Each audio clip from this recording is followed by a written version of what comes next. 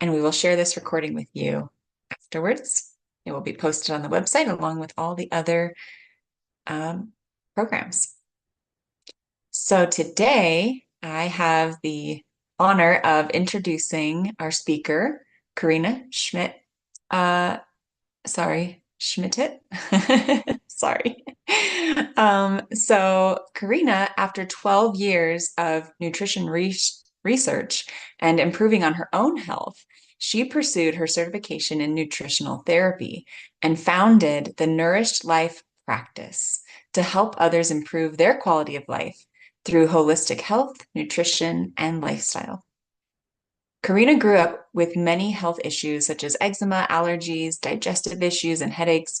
And after several doctors had no answers because her labs looked normal, she decided to take her health into her own hands and learn about the power of food on her health. Through this, she healed almost all her symptoms and feels healthier and happier than ever before. She wanted to spread this knowledge with others. So she received her certification in nutritional therapy and founded the Nourished Life practice to help others feel their best and reduce unwanted symptoms through nourishing and balancing their bodies.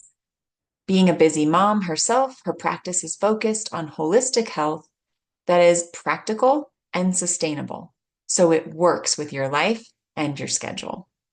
So, Koreana is a nutritional therapy practitioner, a restorative wellness practitioner, a gut health specialist, um, and has a BS in kinesiology with emphasis on nutrition and wellness, and a former NASM personal trainer. And so, without further ado, I'm going to welcome up Koreana. Hello, everyone. I'm so happy to be here with you. Honestly, I could talk about nutrition every day, all day. My husband knows that already, and I would never get bored. So, whenever I have an audience to talk to, I'm always really grateful. I'm going to go ahead and share my screen. I'm hoping, oh, okay, let's see.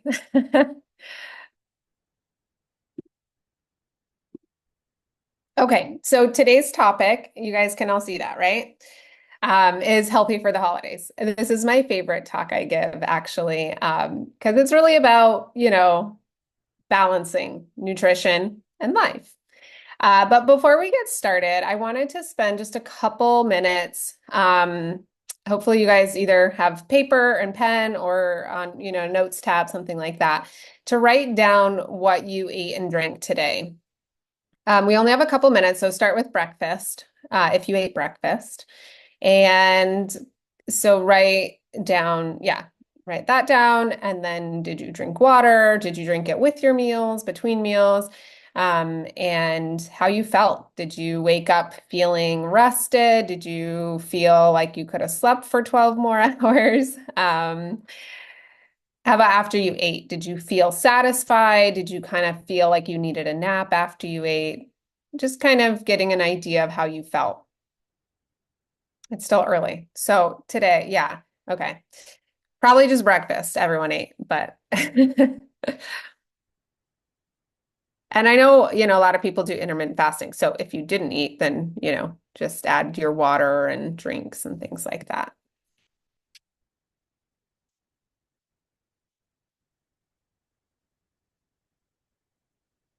Let me give you guys just a minute.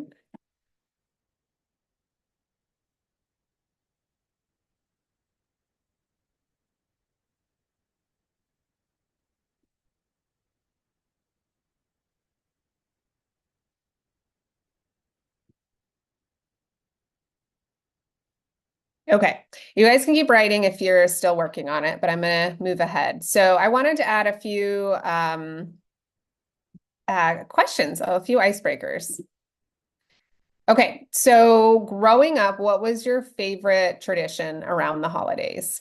If you guys want to pop it in the chat, that would be great. I got to figure out how to see my chat.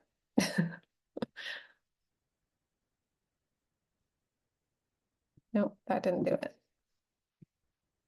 Oh, here we go. Chat. Okay. Does anyone want to share what their favorite holiday, favorite traditions are?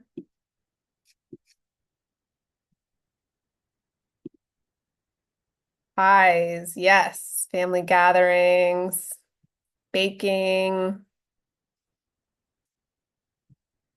Usually a lot of food, right? Yeah. Food is definitely like most of my favorite traditions.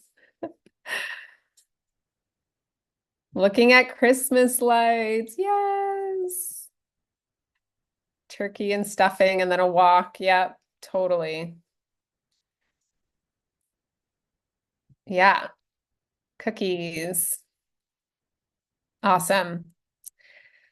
So we're definitely going to talk about how to balance all the delicious, amazing food that comes with the holidays and how to still feel good. So I'm excited. Before we get there, I wanted to ask, what's the hardest part of eating healthy? So we're kind of switching a little bit. If you could pop it in the chat again. Um, Because, a lot of times I feel like most people have a lot of knowledge, right? We have a lot of information, especially with social media and Google and all that. So oftentimes, it's more than just not knowing. Sometimes it's knowing too much, right? Avoiding sugar, yes. Cravings, yeah. Cutting back sweets and carbs, yeah. Harmonizing with the rest of the family. Oh man, I totally get that one. When I'm eating at someone else's house, not enough veggies. Yep. Sugar is a reward. Overeating. Yeah. Yeah. It can be really hard. So yeah, we're going to talk about ways also today how we can kind of work smarter instead of harder. Not enough time to prep healthy meals. Yes. I feel you on that one. Okay. And then last question. A lot of times, our bodies stop us from doing what we really want to do because, in the end, the point of health is that we can accomplish lots of great things. So, what is one thing? And if you don't feel comfortable answering this, you can just think about it. If anyone wants to pop it in the chat, they can. But what is one thing you would be able to do if your health was better or if you felt better in your days? I think, yeah, this is one of the most important questions we can ask ourselves because um, it gives us purpose for, yeah, keep up better with grandkids. Yes. Yeah. Lift weights, exercise. Yeah. Standing is hard. Yeah. More energy for daily activities and exercise. Totally. Yeah. Energy is huge. Being a better example for the kids. Yeah. Yeah. Such great things to think about. So hopefully by the end of this presentation, you'll have kind of a good picture of how to move forward with those. Okay, so I just need to say everything in this presentation is just for information and educational purposes only. It doesn't substitute medical advice. So definitely, keep up with your annual visits and yeah. Okay, so I wanted to talk about myself a little bit and kind of where I came from. You guys can't see my notes that I just popped up, right? Okay. Okay. So my name's Koreana Schmittat. It is a very challenging name, and I don't expect anybody to get it right. So I am a functional nutritionist. This picture of my garden, we made that garden on our property a couple years ago, and I'm very proud of it because I literally can't keep a house plant alive. So I'm impressed. I guess living in Washington is really helpful because it's like you can't get things to stop growing up here. So my garden is very successful. But yeah, so to kind of backtrack, I grew up in a very happy, you know, amazing family, but also, typical American diet. There was really no structure with how we ate. There was no kind of like this food caused this symptom, or I didn't feel good when I ate this. There was really no connecting food with how I felt. So, yeah, it was just like there was no relationship with food and symptoms. Now, I had eczema my whole life. For a long time, nobody actually knew what it was. But my hands would like crack and bleed. Like it was pretty bad. I would like sandwich my hands together and put it between my legs when I slept because they were like in so much pain, and I just like I couldn't stop itching them. But like for the longest time, nobody even knew what it was. And I went to the doctor and they're just like, oh, well, why don't you probably just avoid like tomatoes and oranges and citrusy, acidic foods away from your hands. And that's kind of the only answer they gave me. As I went into high school, finally I was diagnosed with eczema. They gave me a steroid cream and didn't, that was kind of their answer. There wasn't really much answer to how to avoid it, just kind of how to reduce the symptoms. And it wasn't until college that I went to the doctor to refill my, steroid prescription for my hands. And they had a dermatologist came in, and the dermatologist was like, some people find for skin issues, if they avoid dairy, their skin conditions improve. And I was like, that was like literally the first time I heard, like, I ever realized that food could be connected to how we felt. And so I cut out dairy, and sure enough, like 90% of my symptoms went away. It was really crazy to go from like, in so much pain, and like not wanting to shake anybody's hands and being really embarrassed about my hands, to just cutting out dairy, and like my symptoms went away. It was really mind blowing and really like opened up this whole new world of the potential that food had to helping us feel better. As my bio says, like I also had allergies, and I was like, I would go to the doctor because I didn't feel good, and I had headaches, and they just gave me ibuprofen and kind of made it seem like I was being dramatic. There was really no like I just never got answers. And then as I, realized how much food could impact me, I was like, I'm in, I want to figure this out. So I switched my major. I was going to become a teacher. I switched my major to kinesiology with an emphasis of wellness and nutrition, and kind of just started deep diving into this world of health and food, and how food can heal us. Um, And so I started to get really, really into it. I started making all my own food. At this point, I started having kids, and I was like, man, I don't want my kids to have all this junk, and I'm not going to raise them like, I want to give them the best possible option, ability to grow and thrive, and not have them, have all this junk food, right? So I started like getting a little crazy. Like I would make my own ketchup, and I would like try different diets because I probably had parasites, or who knows? There's all different things, right? There's so many diets out there, and I started to get really obsessed. And I actually, when you have kids, you're a little bit challenged. There's this blessing of being challenged. You have to really figure out what's the most important, right? And you really you got to leave the rest. You got to figure out what's the most important and leave the rest. I was feeling like I was putting so much work into eating well that it was consuming my whole life, and I didn't really like I was not eating at gatherings, and I wasn't able to enjoy life with other people because I was so focused trying to eat this perfect diet.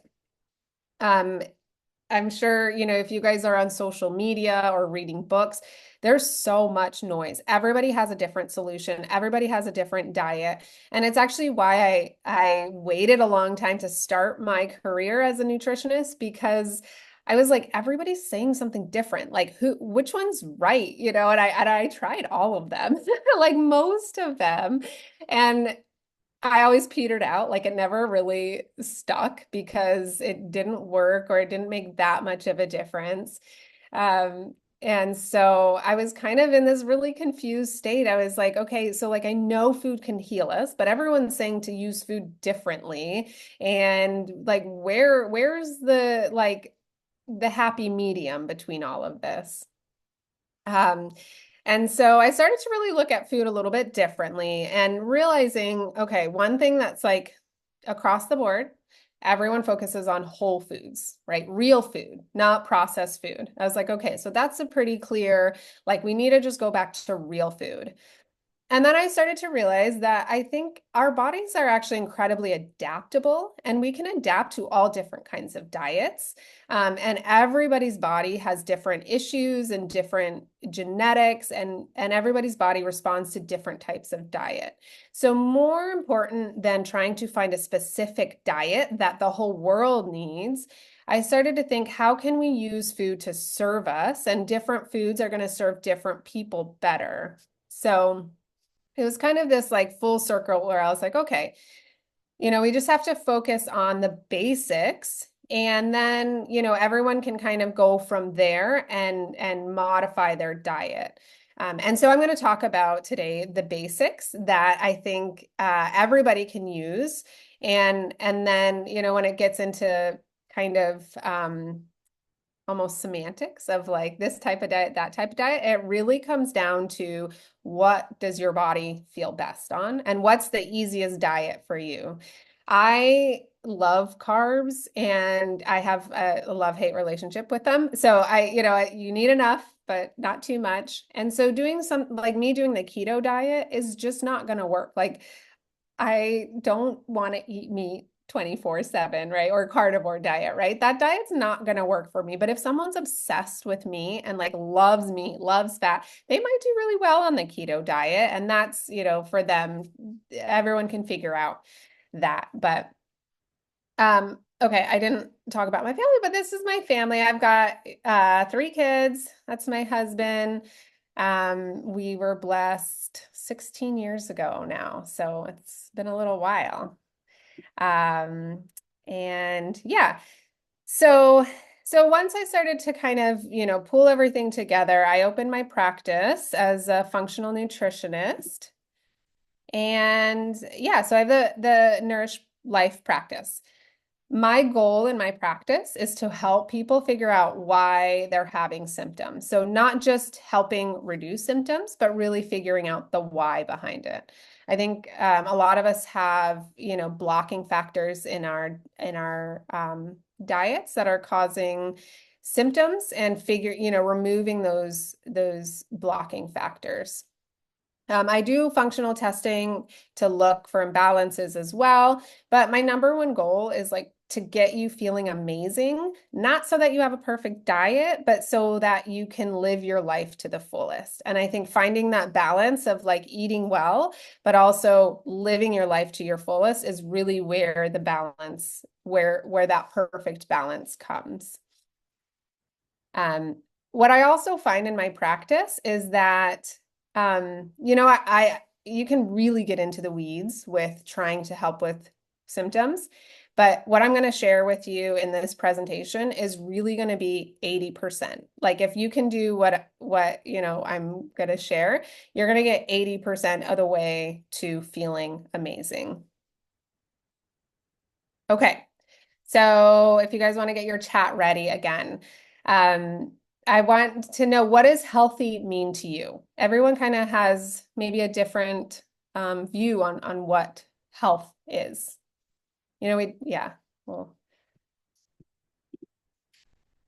balance. Yes, balance. That's my favorite word. I feel like we all need more balance. Whole. Yeah. So, if you say, I want to be healthy, what does that look like in your life? Energy and stamina. Yeah. Yeah. Gluten-free, egg-free, dairy-free, plant-based. Yeah, if you feel good on that, for sure. Enough sleep, good food and joy, things working together well. Yep. Yeah. So again, my goal, even though I'm a nutritionist, is not to have a perfect diet. My goal is for you to feel amazing, or for all of us to feel amazing. So, my view of what health is, what I'm striving for is, I would say for myself, it's being free of disease, lots of energy, feeling amazing, clear mind, clear skin. I don't want to just live a long life. I want to live a long life well, feeling good with a high quality of life. And then maybe minimum symptoms, right? Like not our body doesn't stop us from accomplishing everything we want in life.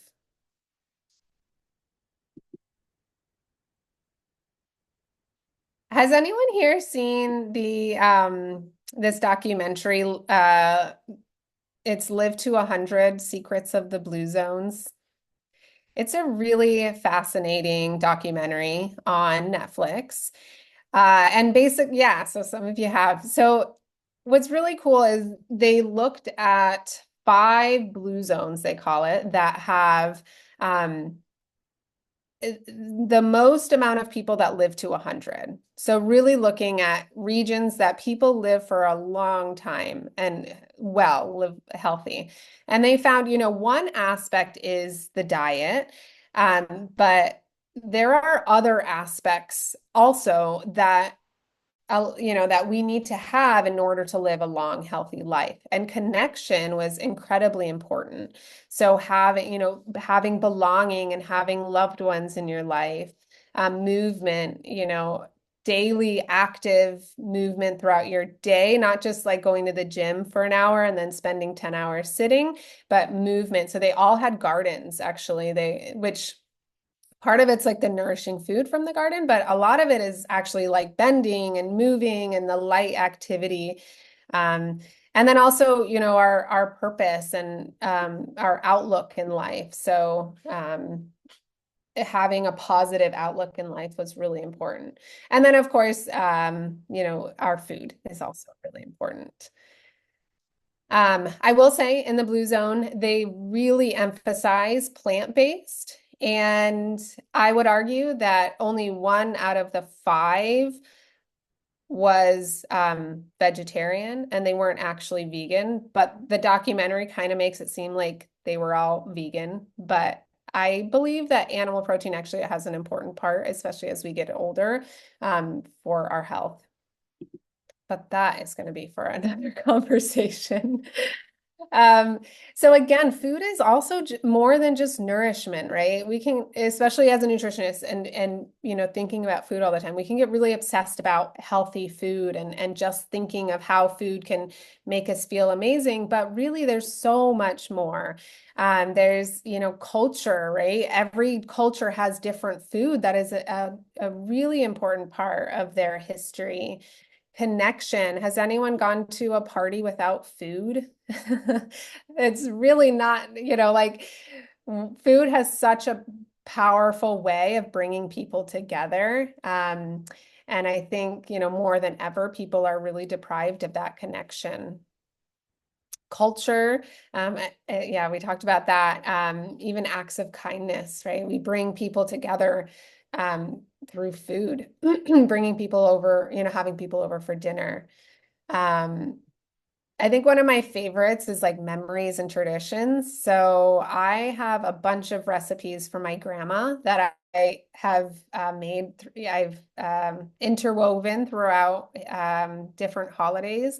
So every Christmas, I make my grandma's pumpkin pie and her Michigan rock cookies. For Easter, I make her poppy seed bread. And it's such a beautiful way of having keeping traditions and memories alive.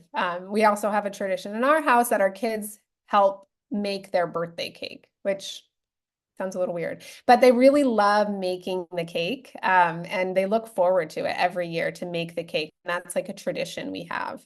So, as a nutritionist, we want to keep sugar out as much as possible, but I also think it's so important to have these traditions where, we're yeah, baking and having memories together.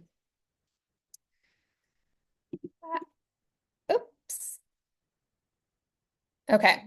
Also, sitting together is so underappreciated. So Michael Pollan says a shared meal is no small thing. It's foundational. It's the foundation of family life, a place where children learn the art of conversation and acquire habits of civilization. My screen's cut off a little bit. Sharing, listening, taking turns, navigating differences, arguing without offending. So it is like even just the family dinners is such an important place where we can learn. I don't know about you guys, but my family dinners don't look this peaceful. Like my kids are really like deep diving into navigating differences and arguing without offending because they haven't perfected that yet. So we're really working on, having those conversations where we're all sitting there and I think more and more, my kids are starting to share during dinner like, oh, this happened at school and that happened. And with the holidays coming up, it's such a beautiful time where we're joining with friends and family and building that connection with others.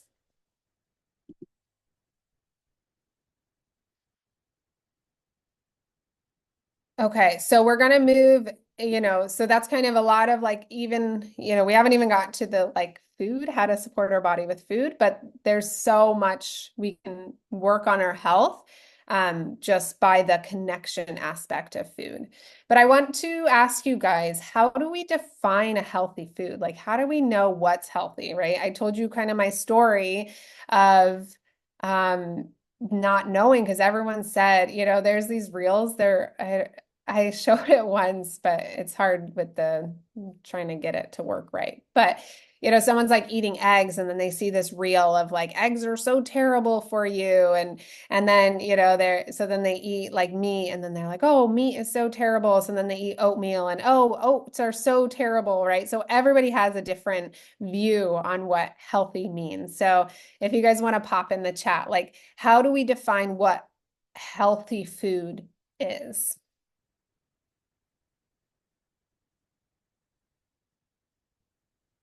Yeah, can be digested and not allergic. Some people can't eat raw. Yeah, everyone's so different. My body responds to it positively, not processed as whole as possible. Yeah. Yeah, great answers. So I would define a healthy food as a food that adds to our health and doesn't subtract to it. So each food serves different purposes.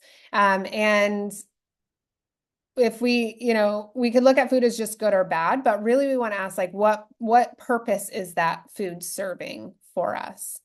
And I think, why are there so many diets in the world? It's because each diet serves a different purpose and solves different problems. So depending on, what your body needs, we all have different answers. I had a client who uh, was having issues with regulating her blood sugar and she was eating a lot of oatmeal. And oatmeal is a very healthy food, right? It's a whole food, it's got lots of fiber, lots of nutrients. But for someone trying to control their blood sugar, oatmeal is not going to be a healthy food. And so I think that really, everybody has different needs on their food. So I think really how we define it individually is a food that adds to our health and doesn't subtract from it. Um, so, to kind of talk a little bit about how food serves us, I think it's important to look at these are macros, so carbohydrate, protein, and fat. Each of these type of foods, so carbohydrates are like breads, pastas, fruit, um, vegetables. And then protein is, animal meat. Beans are about half protein, half carbs. Nuts have some protein in it. And then fats, oils, avocado, um, nuts, seeds, things like that. So when we think of carbohydrates, the starchy part of the carbohydrate gives us energy, right? So any kind of fruit or pasta or bread, that's going to give us nice, quick energy to fuel us for the day. And then the fiber feeds our microbiome and sweeps up the intestine. So it keeps our gut really happy. Protein helps build and heal our muscles. It's also, helps keep us full. So if we have an issue with cravings or even like sugar cravings or being hungry a lot, oftentimes protein can be really helpful for that. But protein is also, it's made of amino acids, and amino acids is what helps rebuild our body and heals our body. So the more inflamed our body is, actually, the more protein we need to help rebuild it. And then fat, first of all, it makes food taste good. So if people say healthy food doesn't taste good, it's probably because they don't have enough fat in their diet. And so, food helps make the taste good. It also gives us long-term energy. It's kind of like a big log in a fire. It's going to burn long and slow. Fat is also, so I think this is so interesting, and this is where I get really nerdy. But every cell in our body has a phospholipid bilayer. It's the outside of the cell is made from fat. And so when we don't have enough fat in our body, our cells can often be not optimal. So they become too stiff. And so nutrients can't come in and out of each cell. So eating enough healthy fat and being able to digest enough healthy fat is really important. So food for thought there. Okay. So I have come up with a Nourished diet basic starting pack. So remember when I said that we're going to talk about the main things that you can do to feel the best. And this is going to get you like 80% of the way to feeling really well and nourishing your body. Um, so the first one is gratitude. So it's not even, food yet, but gratitude is one of the most important things for our health and for being able to digest our food well. Hold on, I lost my spot. Okay, so thoughts turn into chemical reactions. And so thoughts create like physiological responses, physical responses based on our thought. So if we have the mindset that this food isn't healthy for us, our body isn't going to digest it as well. If we are really grateful for the food in front of us, we actually will digest it better. Thanksgiving is a wonderful holiday to practice this, right? There's lots of thanks going around. So whether it's, gratitude for the food or for our life, it's fundamental for our health to have gratitude in our life and for the food we eat. So, sometimes I'm at a party and there's just like nothing that I feel like is healthy. But I'm still really grateful for the opportunity to spend time with people, for the opportunity to have so much food in front of me. And, that's kind of how we can't always control our situation, but having gratitude for it already helps us become healthier. Okay, this is my favorite one. Start your day with a hearty breakfast. This is the number one thing I work on with my clients. A lot of people try to be really healthy, or especially if you're trying to lose weight, they always try to have like a small breakfast and then a small lunch. And then by dinner, they're absolutely starving. And like, not many of us have that much self-control to always like every night stop ourselves from all the cravings. So for most of my clients, we bump it up to 30 grams of protein for breakfast. And this is going to keep you really full, and you're going to notice a huge difference in your energy throughout the day and a huge difference in cravings. So if you're having a lot of cravings, starting with a more hearty, substantial, high protein, a good amount of fat, it's going to help keep you satiated throughout the day. So, for some holidays, if you're going to have cinnamon rolls, add bacon and eggs to it. And that's going to help satiate us more and keep our cravings to a minimum. So there's ways, even during the holidays to help us feel better, even with the food that we're eating. So, and then we have whole unprocessed food. So I kind of talked about this earlier, but our bodies know how to eat or know how to digest real food, whole unprocessed food. And so the closer it is to nature, the more nutrients our body will receive from those foods. So, some ways we can incorporate this into the holidays is, bring the wholesome dish to a potluck where, so you have something nourishing to eat. That may mean a salad or a grain bowl or some type of really nourishing food. And also, those traditions where we're baking, continuing to bake them from scratch, like with flour, with sugar, and that way it's our body knows how to use that food. So, we can kind of add it into the tradition of baking real food.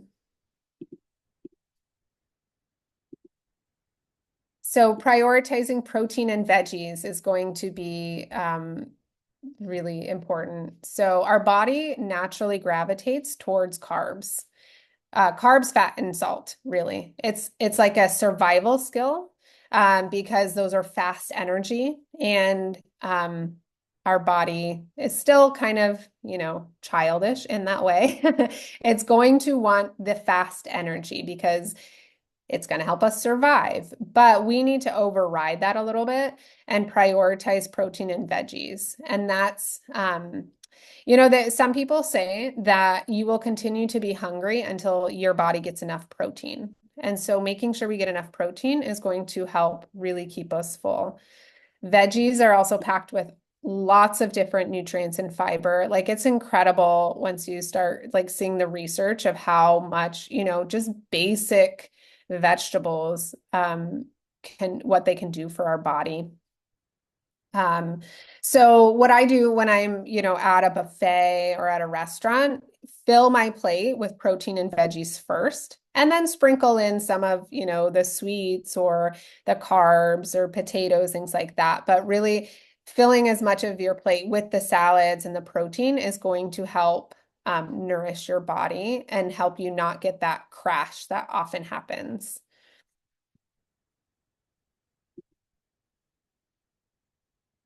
Okay, and then we have dinner and done.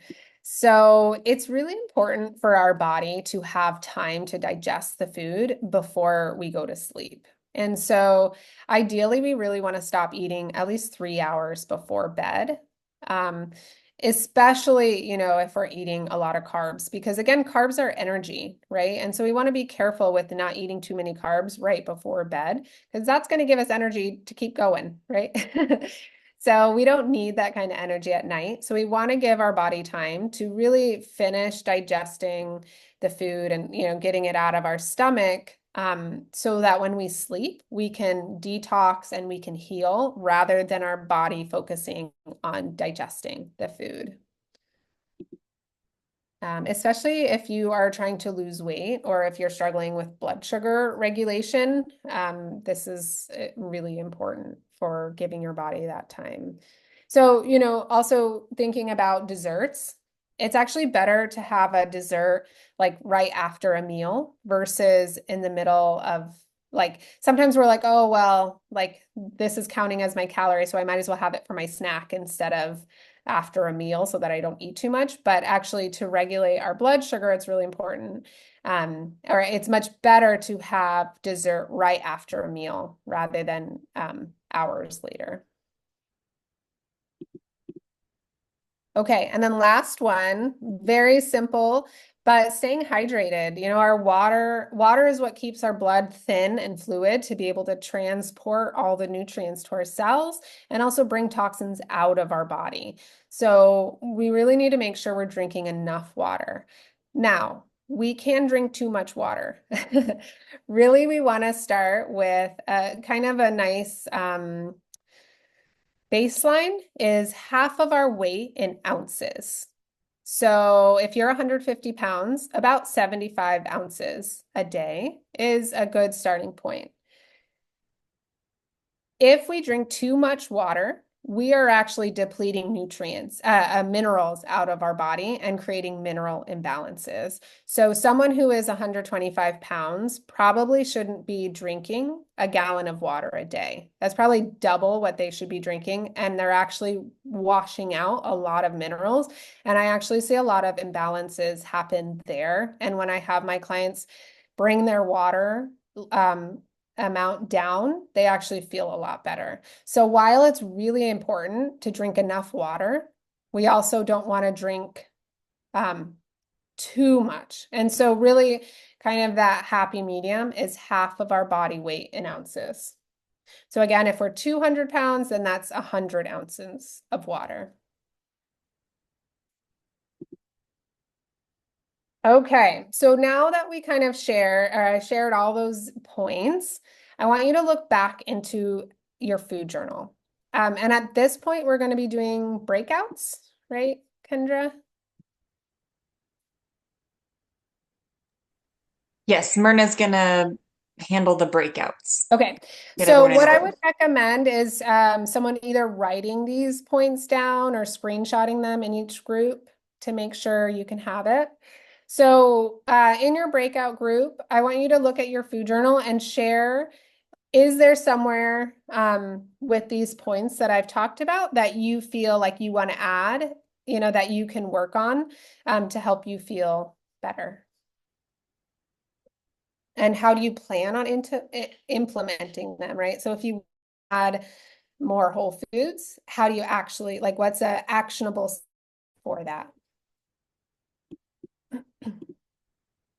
Oops. Yeah, so I think we're ready, and Myrna, when you are.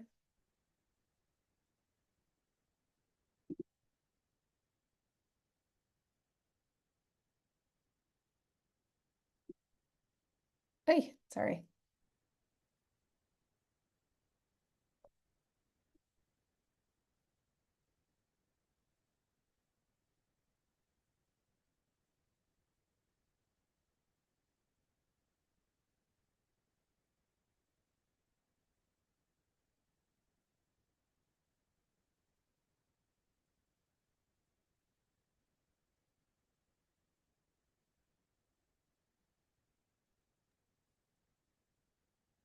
Myrna, you're muted.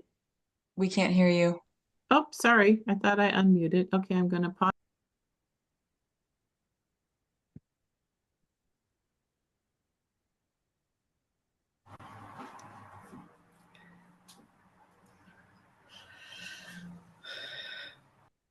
Okay, go ahead. Okay, welcome back, everyone.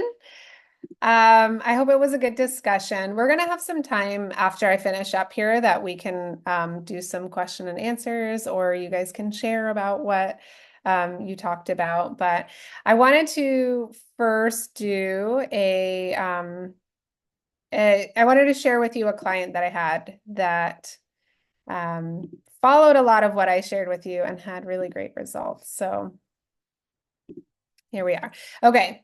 So I had a client, this is not actually her, but she was one of my favorite clients, and we're going to call her Mary. So she came to me. She had about 80 pounds to lose. She wanted to lose weight. She was having, some digestive issues, some skin issues, things like that. But really what she wanted to do was change her relationship with food. She was like, you know, always yo-yo dieting, trying different diets and nothing really sticking. She wanted to like get off that yo-yo dieting train. And she wanted to just feel good. Like she wanted to be more active and go back to running and things like that, which she wasn't able to do at this time for both like her weight and just her energy levels. So in my practice, we do like a food journal and we do assessments and things like that. But really, what we worked on, what I found with her was her macronutrients, so again, the fat, protein, and carbs were out of balance. So when we're eating, when we're not eating the right amount of each, it's going to cause a lot of energy fluctuations and cravings and things like that. She also very much, I think a big thing we worked on was mindset. So it was all or nothing, right? It was she would start a diet, she would do it really well for a while, and then she would not be able to sustain it and just kind of peter out and go back to the same way she was eating. I do functional testing in my practice as well. So we did functional testing with her, and we found some digestive dysfunction. So she wasn't digesting her food fully. She had like a gluten sensitivity, and she didn't have a lot of healthy bacteria in her gut, which partly was probably because the lack of nourishing foods, right? She wasn't eating a lot of fiber that feeds that gut bacteria. And she wasn't digesting fat very well. So really what we worked on was we rebalanced her macronutrients. So like I shared, we added more protein and more vegetables, keeping carbs to 1 serving per meal. So a serving is about the size of our palm. And then adding in, those veggies and all those healthy foods that are really nourishing her body. We also worked so we worked on creating a way of eating that naturally fosters weight loss. So rather than having a weight loss diet, we worked on getting her to feel amazing. And that, when we nourish our body, it's actually much easier to for our body to be the right weight or the healthy weight. And then, we also worked on creating healthy ways, her healthy eating to work with her lifestyle. So again, it doesn't always have to be so extreme. We can balance our macronutrients even at a restaurant, right? So that may be ordering a salad with chicken rather than the pasta dishes. Or, like I mentioned, we can add our plate at a buffet with mostly protein and veggies, and then adding a little carbs here and there, right? So we worked on changing her view of what healthy meant and how to make it work even, without stopping living. From a functional perspective, we added some digestive enzymes and a probiotic. We did remove gluten and dairy. Anytime there's skin issues, dairy is often, it's always good to try to cut out dairy to see if that's an issue. And we worked on fat digestion through some supplements.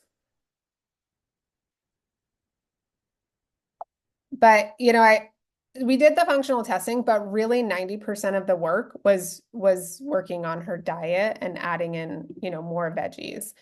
So after 6 months of working together, she lost 50 pounds. And I will say, like when we first started, she was pretty discouraged because she's like, I only lost 2 pounds. I only lost 2 pounds or 1 pound, And I was like, yeah, but you're not dieting, like you're changing your way of eating, but it's not like we're going to diet until we get to your goal weight and then go back to how we're eating. We're completely changing the way she, thinks about food. And so at first it was really hard, but I just kept encouraging. By the end of the 6 months, she lost 50 pounds and she was like, I don't feel like I'm on a diet. Like, I feel like this is just a new way of eating. I reached out to her a couple weeks ago and she's actually down 80 pounds now. So I think she's at her goal weight, which is so exciting. She did find that the gluten really was what was causing her stomach issues. So that was cool. She doesn't have to run to the bathroom anymore. But more importantly, like, again, it's not about a perfect diet. It's about making a way of eating that works for, so you can live fully. So she, has so much more energy. She started teaching her niece's basketball team, which she's really excited about. She just feels like she has such a healthier relationship with food. She can have her treats once in a while or go on vacation and not feel like she's cheating or, it's a much healthier relationship with food. But I think, most importantly is she felt amazing. She was sleeping better. She had so much more energy throughout the day. And that was just so exciting to see, how much power food can have and having the right relationship with food. So to conclude, in the end, the holidays are coming up, and they're really what we want to focus on is celebrating friends and family and creating memories and having gratitude for another year we get to enjoy together. We never know how long we're going to live, right? And if we want to really enjoy every holiday and every time we have with others. And I think the most important thing is to find the balance, right? Food has two goals. We have two goals with food. One is to nourish our body and feel good. But then food, we also have the community, the pleasure, the memories with food, and being able to find those balance. And between those two, being too restricted, each, one way or the other, you'll be out of balance when it comes to health. So if we're focused too much on community and memories, we're not going to feel good, right? If we're eating all the junk without balancing it, we're not going to feel good. But if we focus too much on the perfect diet and eating really healthy, we're going to miss out on our other purpose with food, which is the community and the memory. And so finding that balance is really where we achieve true health. So thank you, everyone. This is, if you want to follow me on Instagram, here's my, you can snapshot that, and then you can email me, and this is my website, thenourishedlifepractice.com. But that's all I have for you today. And then I think we're going to go to questions and answers. I'm going to stop sharing. Does anyone still need this? I'll leave it up for a minute, but yes. Let's see, can you comment on the Wonder Drink coffee? Oh, okay. Should we go straight into questions and answers? I was going to say, yeah, if you want to, there's some questions in the chat. Yeah. If you want to take a look at that. Yeah. Okay. Coffee. Oh, such a good topic. Okay. So coffee is a whole food, right? It's natural food. And I think it's one of those things that it really depends on the person. If you have issues, you want to be careful with coffee because it's a diuretic and it'll make you go. So if you tend to lean more on, looser stools, things like that, trying to remove coffee could be helpful with that. Coffee on an empty stomach is another really good question that I get a lot. Again, it depends on the person. So interestingly, I went to a conference recently, all for health practitioners. And there's things that I recommend for people all the time, like eat a big breakfast and stay away from oat milk because it dysregulates your blood sugar. And when I go to this health conference, everybody did all kinds of things, right? Like there was several ladies there that don't eat breakfast. There's several ladies there that drink oat milk. Like there's a bunch of them that drink coffee on an empty stomach. So really, I'm going to give you suggestions, but it really comes down to how does it feel in your body? When it comes to coffee on an empty stomach, for most, especially women, I would say, it can really disrupt your cortisol levels. So starting coffee on an empty stomach, it kind of puts you in this really high cortisol state. And so for a lot of people, and for most of my clients, I do recommend them to have coffee after breakfast. And that can really help, actually, especially with anxiety and mood issues. Having coffee with a meal can be much more beneficial. And yeah, so it's one of those things. It's it either works for you or it doesn't. If you feel good on it, then your body does fine with it. For some people, removing coffee, they feel a lot better. So yeah. You will find that I rarely have like a clear yes or no answer because I think it depends. Like you want to figure out if it works for your body, and everyone's so different. So, Awesome. Hey, that's a great answer. I love that. okay. Because it works for me. So yes, I can Oh, keep doing it. Good. yes. Okay. And then someone asked about functional testing. Can you explain that? Yeah. So, part of my story is that after a while, like my diet was pretty good. It was really in check. I was doing, all the things. I was regulating my blood sugar. My digestion was, I was eating all the healthy foods, but I was still having a lot of symptoms. And so for some people, there's more going on than just diet. There's dysregulation in the gut or liver issues or blood sugar dysregulation, things like that. So I decided to continue doing additional schooling for functional testing. So the couple ones I offer is I do gut testing. And so you can look with the gut testing, it's kind of, you can see a snapshot of what's going on in your gut. So for some people, or I should say for the test, we look at, how do you have enough healthy bacteria? Do you have unhealthy bacteria that's causing symptoms? It's looking at parasite, if you have parasites or viruses. And then it's also looking at digestive function. So are you digesting fat well? There is a marker in there for gluten sensitivity. It's, there's more markers, so it's not like a one size fits all type of thing, but there is that in there. It's looking at, do you have enough digestive enzymes, which are you actually cleaving apart the nutrients in your food? And then inflammation as well. That one is a stool test. I don't see it at all. You send it to the lab. I don't, you just pay for it and send it to the lab. So that one's a stool test. I do also do a I have a recommendation for a blood test, and that's it's a comprehensive blood test that looks at your lipids. It looks at thyroid, liver function, immune function, inflammation, things like that.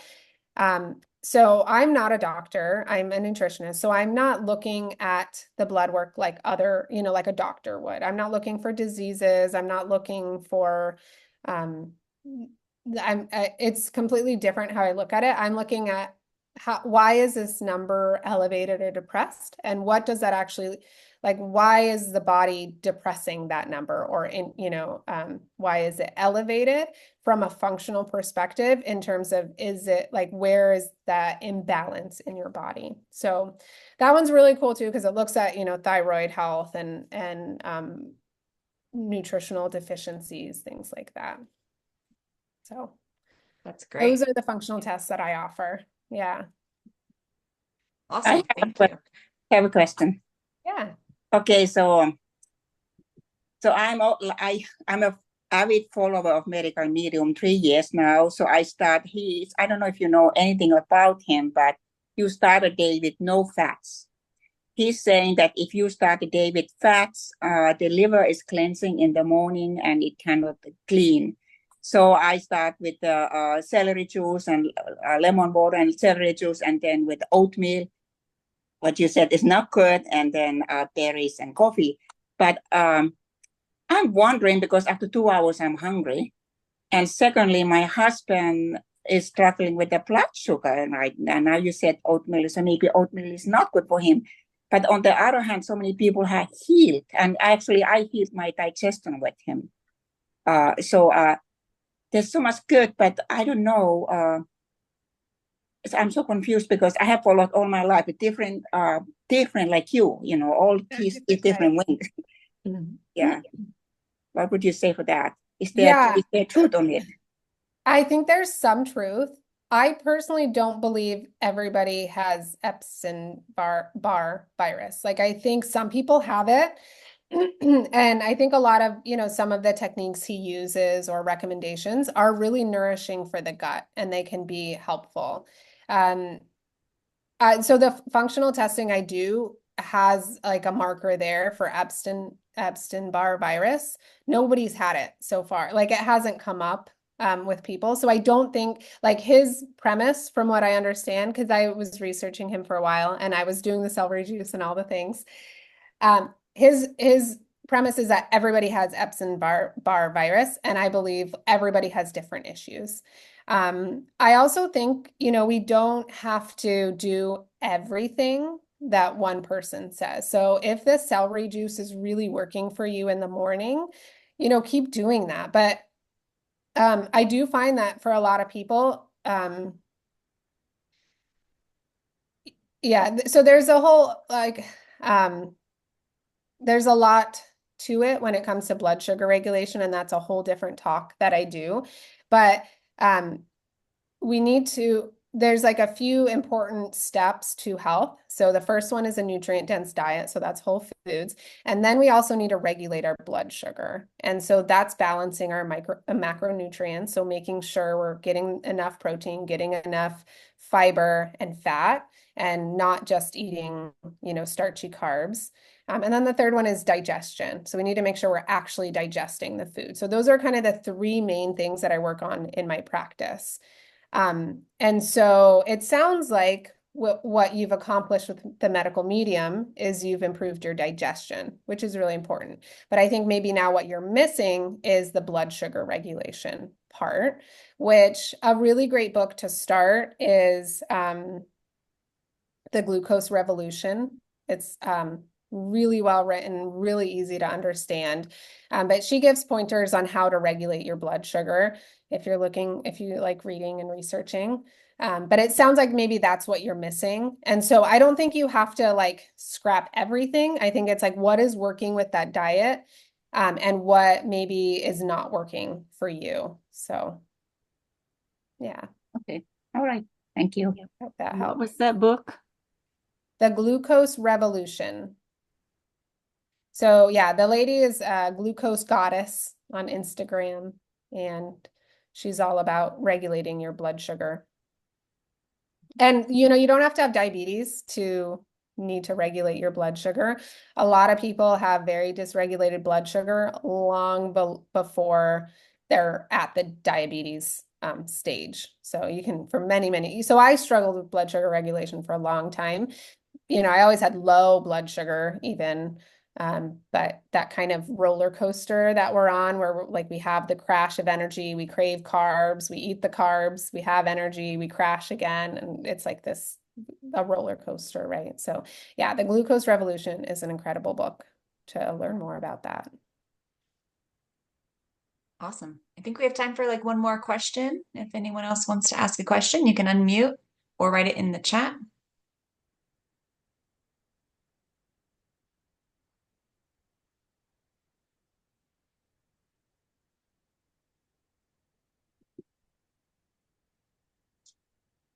This has all been really fantastic information. Thank you, Koreana. We really appreciate it. Yeah, thank you. Okay. All right. I think if that's it, then I'm going to say again, thank you, Koreana, for your amazing talk. So many awesome tips and things for us to take with us, to think about, to be able to adjust our lives to create balance. So thank you for that. And Myrna, I'm going to turn it over to you to talk about next month's presentation.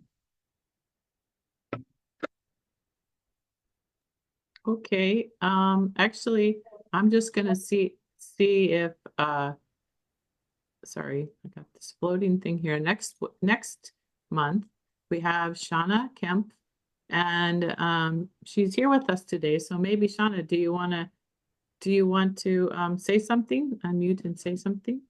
Yes. Hello, everyone. Thank you, Koreana. Yeah, that reminds me of how, like, when I was younger, I was so into nutrition. That makes me think of some things I can work on. Yes, my new passion right now is matrescence. What is matrescence? Motherhood changes you. I know there's a few guys here. Well, one, hello, Mr. Charles. But motherhood, parenthood changes you. How does it change you? What is it like? And just getting used to our new self. So I'm really excited to talk about it next month. Okay, thanks, Shauna, yeah, so it's next month, Saturday, November 16th, and we will send this out with the follow-up newsletter. Awesome. Okay, well, thank you. Thank you, Koreana, and everyone who attended today and everyone who's going to watch online. We really appreciate all of your support and everyone showing up here so that we can experience this together in this community. So thank you. Have a wonderful rest of your day. Thank you, Kendra. Thank you, Koreana. Thank you. All right. Thank you. Very Thank good you. meeting. Thank you. Mhm. Thank you. Okay, thank you. I'm going to stop recording now.